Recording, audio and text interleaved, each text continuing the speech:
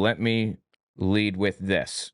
I don't want anybody to feel discouraged or concerned or down or whatever over how far we go down the drain or whatever as a country. Just remember that as things get harder, it's more important for people to act. Like even, in Germany, when things really went down the drain, people couldn't protest anymore. They were incapable of standing up and helping Jews and stuff. So they'd resort to things like one example from the book And the Witnesses Are Silent by Wolfgang Gerlach says there's a guy standing on a train. Somebody walks up and says, "Is Tiergarten next?" And then gets closer and says, "I've slipped a few eggs into your pocket. I'm from the country." And that was like their only way of protest. No matter how bad it gets. I mean, it's not going to get like Germany, but no matter how bad it gets, there will always be some way for us to protest and fight. Always be something for us to do. There's a guy named Richard Harris. He is a Christian nationalist nutcase. Basically, he's like a televangelist that sits in for Andrew Womack sometimes. He had this guy on his show to talk about chaplains in schools. I brought my wife on air with me so she can help me, like, kind of give me information about it too. Hello. Hi, I am Owen's wife. I have unfortunately lied to you in the past. My name isn't Rose, it's Victoria. I am now working at American Atheists as their state policy counsel, but everything I say is going to be my own opinion and not theirs. So hopefully I don't get fired. Awesome. Yeah, I mean, I think if you tell us that, it's your own opinion, then it's probably fine, right? Hope so. Otherwise, that'd be really bad. All right, awesome. Well, let me just play this video and we'll go from there. I want to talk about like what's happening with separation of church and state at this moment. Here in our home state where we are at Andrew Womack Ministries in Colorado, it's a left-wing government, and they are pushing hard to have psychiatric care, full-level mental health professionals in every school in Colorado. Oh, how dare they?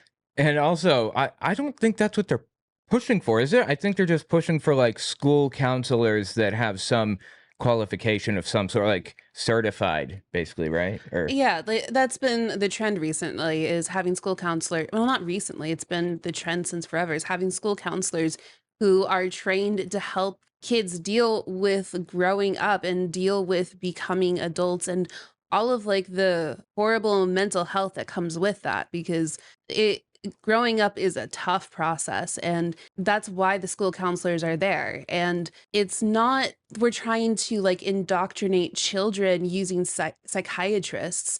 We're trying to give children the resources they need to make it out of childhood relatively unscathed. Yeah, and these people want to replace those counselors who, you know what, more often than not, I suppose they probably have degrees in the field, right?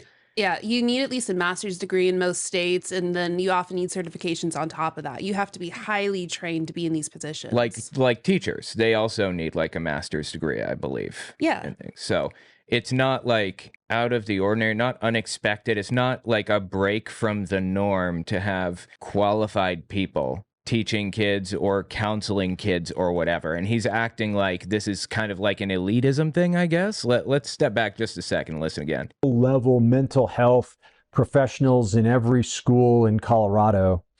I haven't seen any stats on that yet, Rocky, but that seems like sort of like the devil's version of this. But you're saying all you got to do is having a chaplain there, and in 2 years' time, you're not going to have any sluts. It's a good thing I'm not on camera right now, because y'all do not want to see the face I'm making at that. Absolutely insane. What is it, like? What's with the chaplain bills? Like, tell us about it a little bit. So these chaplain bills started I think the first one ever popped up in 2023 in Texas. And it's basically a push to get chaplains either to replace school counselors or a push to at least have the chaplains in schools as a volunteer resource, quote unquote.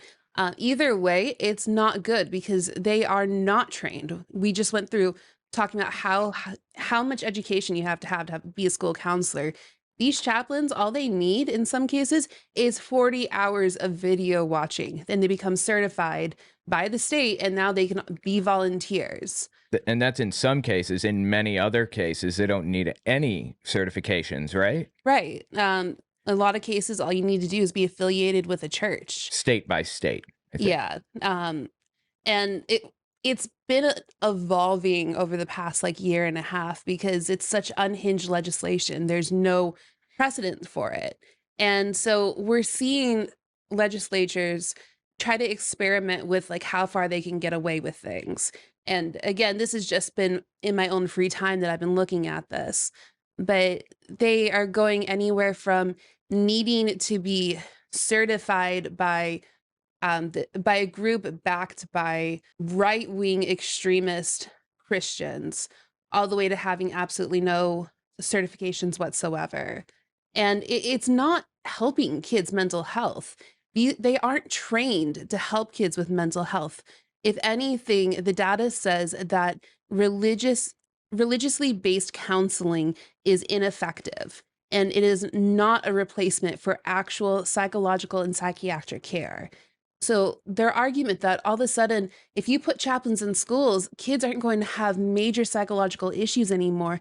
It's not real. It's that same idea that, well, if you just believe in Jesus hard enough, you're not going to have anxiety anymore. It's just not true. And all you're going to be doing is creating a disservice to kids who need the resources. And they're going to grow up without those resources and turn into adults who frankly need extra support. And I've been one of those. They need the extra support to get to like a functioning state because they were deprived of the resources they needed as children. As someone who has had ADHD, for example, had I actually been treated for it as a kid and had like long-term help with it, I would be in a much better place than I am now. I don't want to see these kids have to go through what I went through. Right. And I have this up on screen, by the way, world's largest provider of certified school chaplains. I don't know if you've heard of this before. NSCA, do you know of it?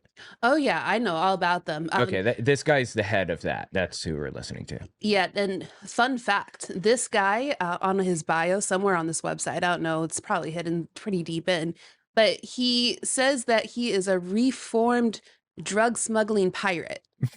Okay. Is this that guy? This is that guy. Oh my God, I remember. Rocky Malloy. Yes. Oh, I heard about this. I did not know that was him. That's really funny. Wow. Anyway, Umberto Eco talks about fascism. He calls it Urfascism. It's a prefix, basically means eternal fascism or worldwide fascism. This is how fascism works, not just in Germany or Italy, but everywhere. So in Urfascism, as he calls it, I think there are 14 points. I wrote about it in my book on Germany. Was Hitler an atheist? He basically says that fascist states or movements can embody just one of the points. And hang on, let me just pull it up because it's important. Hang on. It's yeah, here it is. Okay. We got points like having a cult of tradition, like traditionalism. We want to go back, make Germany great again, for example, was one of the slogans that Hitler used. Rejection of modernism, kids these days, action for action's sake. Thinking is a form of emasculation. First instincts are favored over logical thought. And that's what we're witnessing right now. Whether he has any of the others, rejection of criticism, fear of difference, appeal to a frustrated middle class, obsession with a plot, strength and weakness, permanent warfare, popular elitism, heroism, machismo, and voice of the people, and finally newspeak. There's a lot to each of those. And again, you can check the book out, Amazon and Audible, Was Hitler an Atheist? But he's embodying action for action's sake. Don't think about it. I know that religion is correct. And that means by following this logically, if we put chaplains in schools, bad things will be reduced. If people become more religious, they'll be more moral. Just base level lack of thinking. And you notice they're equating mental health with morality. So if you struggle with mental health, you're inherently less moral and therefore need religion even more. Right. And Umberto Eco, this is the point I was getting to originally. He points out that he can have none of those except for one, rejection of criticism. And all of the other things coagulate around that. That becomes like the basis of his ideology, his belief system. As we've seen, the Trump movement right now has like a lot of these points. I don't want to go through them right now, but anyway, yeah, let's continue listening to this Rocky Malloy fellow. The drug smuggling pirate. Yeah, tell us about this. Let me give you some real data. Coming out of the University of Columbia, Dr. Lisa Miller, who happens to be a Jewish lady.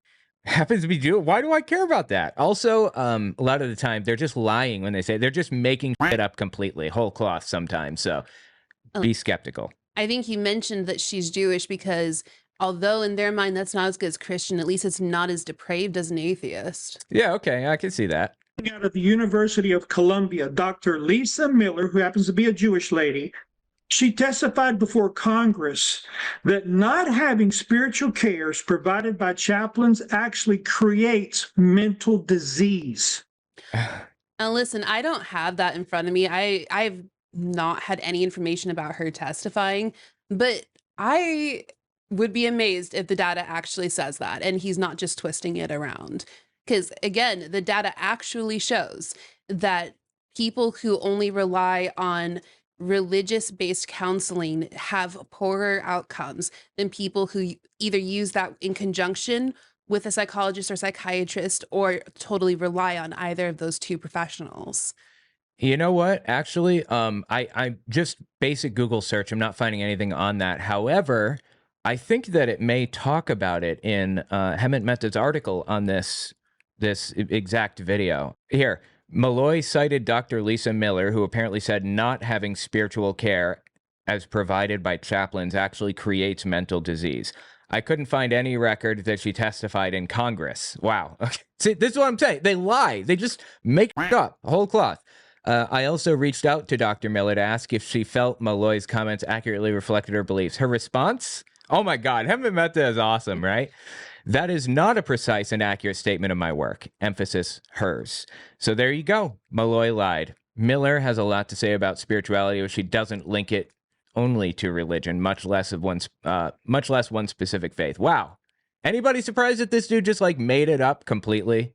I feel like usually there's like a grain of truth to this stuff, and he's just misrepresenting what she says, right? Usually there's a grain of truth. There isn't. I've come to find, like, more often than not nowadays, there isn't even a grain of truth. It's just made up flatly. Congress that I'm sorry, one more time. Columbia, Dr. Lisa Miller, who happens to be a Jewish lady, she testified before Congress that not having spiritual cares provided by chaplains actually creates mental disease. Completely fabricated. So our schools are creating mental illness because they're not providing spiritual care. As you mentioned. Okay, so, wow, okay. I know I only let him get like an extra sentence in before I had something to say, but, That's fine. you know, frankly, I'm going to have a lot to say through all That's of this. So, yes, there is an issue right now with mental health in students. We're seeing increase in anxiety and increase in depression. But you know what isn't a solution for that? Putting in religious counselors to replace their school counselors. That is not a solution. That is going to exasperate, that word, exasperate. Exacerbate, yeah. Yes, thank you. That's just going to make the issue worse. And instead of actually increasing the funding for schools to ensure that they can get people in who can actually help the kids, instead what they want to do is put in basically volunteer chaplains to do the work of a school counselor and help kids, supposedly, as if they have the training or knowledge to do that. That's not at all what they should be there for, if you're going to even have them in there in the first place, which I don't believe you should. So yeah, it's mind-boggling to me that he's arguing that schools are creating an issue that only religion can solve. And in addition to all of that, it's not just that these pastors effectively that are put into schools, it's not just that they're not qualified for the job, But if a student is being bullied because they're gay, for example, what do you think an evangelical pastor acting as the counselor is going to do about it? I have a whole spreadsheet about like the different bills from the last legislative session introducing chaplains into schools.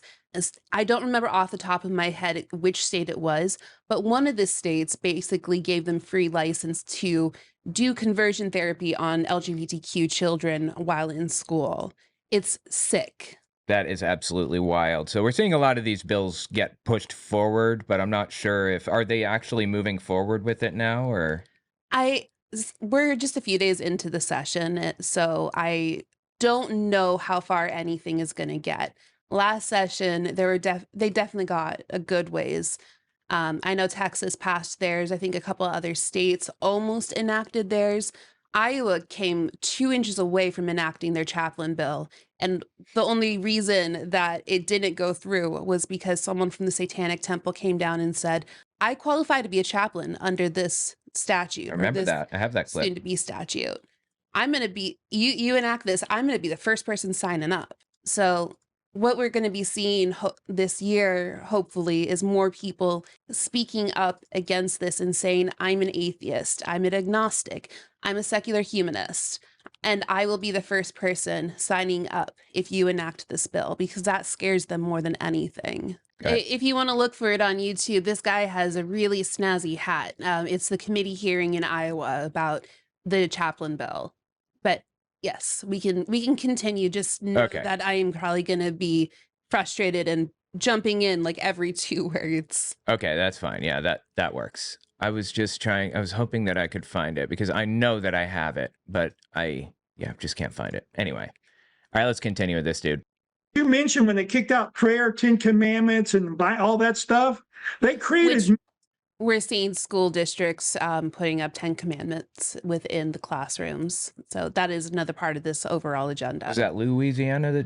Louisiana is the biggest focus. And I believe they're just finishing up a lawsuit about it. But I'm going to guess that we're going to see a lot of this. I can't speak to exactly what we're doing at work, but I have a feeling that Louisiana tried it. And so now everyone is going to be following suit to see whether their state will be the one that sticks. Mental illness. So now when they take students to these mental health professionals, which according to national data I have, 94% of them are woke. What does that mean? 94% of what? Of counselors, school counselors, he said, are mental woke? health professionals are woke. The national stats he has. What? Yeah, the Pew Research is calling up and asking people how woke they are on a scale of 1 to 10. That is the kind of legit stuff that's going on right now, for sure. Nope, wrong one. Sorry. Oh, that would have. Stop it. Yeah. Get some help. Really? Anyway, just so stupid. Woke. They're just reinforcing bad decision of the children. When a chaplain's on campus, they have an opportunity to give an alternative life view. So let me translate that for you, because that's pretty significant what he just said. Chaplains have the ability to introduce an alternative life view. He is outright saying that chaplains proselytize to children and convert them to their version of Christianity, because let's be honest, this is a bill meant for Christians. It's not meant for the rest of us. And he is saying that that is the purpose of these bills, is to convert students away from their parents, away from their support systems, and maybe even under pressure, social ostracization. Oh, certainly. And certainly there is an added effect with this person being an authority figure, and they have more influence over children because of that. He is telling you that the reason kids are going to be exposed to chaplains is so they can be converted to his version of Christianity. This is no longer veiled. It used to be veiled. No, let me just get to what I was going to mention in the first place. I tweeted this out, or not tweeted, skied, butterflied, I don't know, whatever it was on Blue Sky. I sent it out. That we don't really live in a secular state anymore. That all of the protections that were in place have basically been removed. So let me lead with this. I don't want anybody to feel discouraged or concerned or down or whatever over how far we go down the drain or whatever as a country, just remember that as things get harder, it's more important for people to act. Like even, in Germany, when things really went down the drain, people couldn't protest anymore. They were incapable of standing up and helping Jews and stuff. So they'd resort to things like one example from the book And the Witnesses Are Silent by Wolfgang Gerlach says there's a guy standing on a train. Somebody walks up and says, "Is Tiergarten next?" And then gets closer and says, "I've slipped a few eggs into your pocket. I'm from the country." And that was like their only way of protest. No matter how bad it gets. I mean, it's not going to get like Germany, but no matter how bad it gets, there will always be some way for us to protest and fight. Always be something for us to do. Like in North Korea, there are people that are sending like balloons with thumb drives over the border. That's their form of protest. So I don't want anybody to feel down about this. Additionally, we are in a better place now than we were in the 60s in a lot of ways. For example, the 50s, the 60s. So it feels like we're taking steps back, and we are, but we will take those steps forward again. Society, civilization progresses. Standing in opposition to that progress, as conservatives, as traditionalists do, is a losing battle. Anyway, with that being said, we don't really live in a secular state anymore. Am I correct in saying that, you think?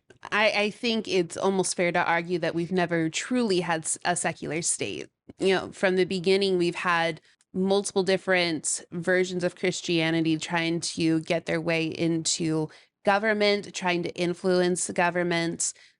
We've had amendments based on religion. For example, prohibition was based off of one denomination of Christianity's interpretation about temperance from the Bible. So we have always had an issue with religion wanting to intrude on the government. What is good about living now, though, is the fact that we can get this information and we can fight it. We have the ability to organize en masse and argue against it and fight it. That is better than what previous generations had. Because of the internet, if for no other reason, right? Exactly. Yeah. So it feels like we're in a worse place. We're not. If for no other reason than because we have the tools to fight it that others haven't, right? Exactly. Yeah. I want to read this article about it from Hemant Mehta and just see what he has to say about it. Let's start from the top. The leader of a Christian nationalist group that wants to stick religious chaplains in public schools said in a recent interview that not having Christian chaplains in schools actually creates mental disease. You know what this reminds me of? Jehovah's Witnesses saying that exact line. Mental disease. Like apostates are mentally diseased. And it's about it. Funny enough, that's what got Jehovah's Witnesses banned from Russia. You think Russia's going to ban evangelicals now? Of course not. Because that wasn't really the reason. That's a totally different discussion. Anyway, having professional counselors and social workers available to kids, he added, doesn't help. If you're not aware, getting chaplains in schools been the latest and arguably most effective method for Christians to get their religion in front of impressionable children. At least 14 states, including Texas, Florida, and Kansas, have proposed or passed legislation to give public schools permission to hire chaplains. Supporters say it's a way to address staffing shortages and improve mental health. Opponents argue that students deserve qualified experts, not randos with questionable credentials who clearly want to proselytize. Yeah, it's a shame that we found ourselves where we are now with the whole chaplain in school thing, but we just have to keep pushing forward. And, this is going to be solely my opinion, so take it with a few grains of salt here. But I don't think that getting chaplains is necessarily their end goal. They obviously want to proselytize to children away from any adults who might have something to say. But I think ultimately what their goal is to create a lawsuit that will bankrupt the public school system. You have, let's say, 30 kids all being proselytized to by a chaplain. And that's going to be on the low end. Now each one of those kids' parents has a claim against the school for a violation of the Constitution under the Establishment Clause, which prevents the government from treating religion more favorably than non-religion, or treating one religion more favorably than another. And so ultimately, what they want is to completely drain public schools of their funding through these lawsuits, which, again, this is just my best guess as to what's going on in their heads. And once the public school systems no longer have the money to function, now kids will be going to private religious schools. They'll be going to charter schools, at which in Oklahoma, there is an argument that charter schools should be religious. It is essentially funneling children away from public schools into private schools where there is so much less oversight. So I don't think that the chaplains are their end goal. I think that the lawsuits that result because of the chaplains is what they really want. The right wing attacking public schools like this is not a new thing. They have been attacking public schools ever since Brown versus Board of Education, when schools were forced to integrate. After that, they created a massive like private school system across the country that still remains very segregated today. So it seems horrible that this is happening right now, but this is not new. And the thing that I want to leave you with is that we have been fighting this, maybe not chaplain bills exactly, but we have been fighting right-wing attacks against public schools for 70 years now. And they have not come any closer to destroying public schools. They're trying, but so long as we're still fighting, there is no way they're going to win in the end. Right. Like I said earlier, there will always be something that we can do. There will always be a next step that we can take to erode their stranglehold on whatever they get their hands on. There will always be resistance as long as we are fighting. So anyway, anything else you want to mention? Just keep fighting. That's all we can do. Yep. Keep on keeping on. Anyway, thank you so much for coming on. I appreciate it. Yep. No problem.